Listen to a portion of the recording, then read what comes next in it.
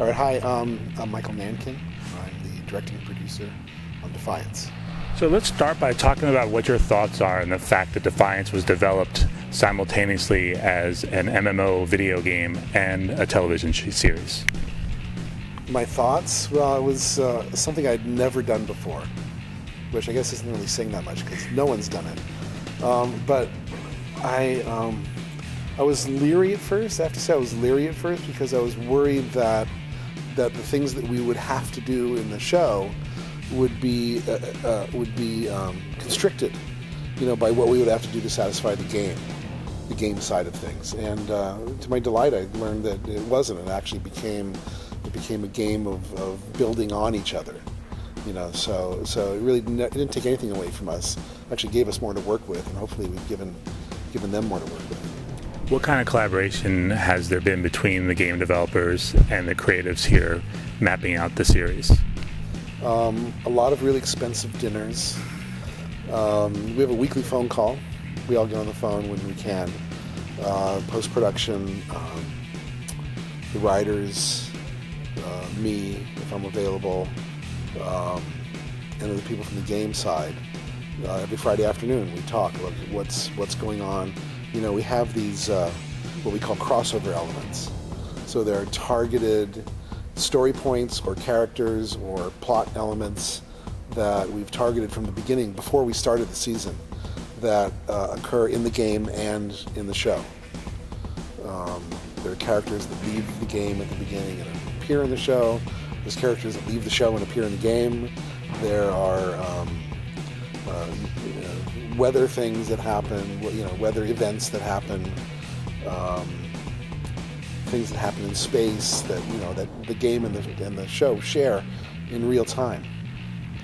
And those have all been worked out before we started the season, so we know we can plan for it. We know where we're going. And then as we're going along, we invent, at least on our side, we invent things for the show, little details and little character things that we hope that the people in the game will pick up, and they keep us informed of things that they're coming up with, because none of us are done yet.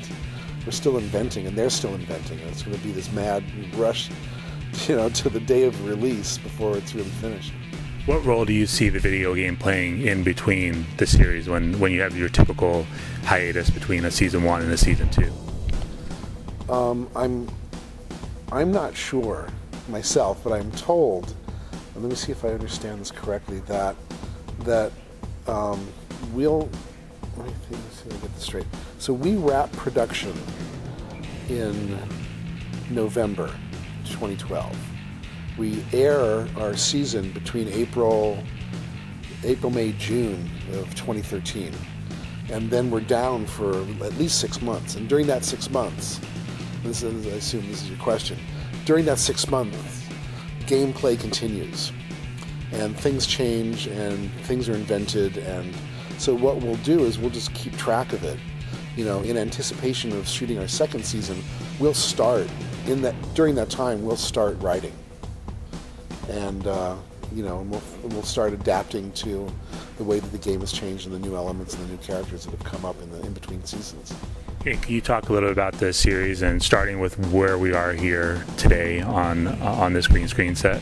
Oh, well, you've caught me on a second unit day, which means that we have a main unit shooting scenes at our stage, and another unit, meaning another crew of cinematographers and makeup people and all that, shooting other scenes here on our green screen stage. And as you can see, that there's an enormous green wall behind me.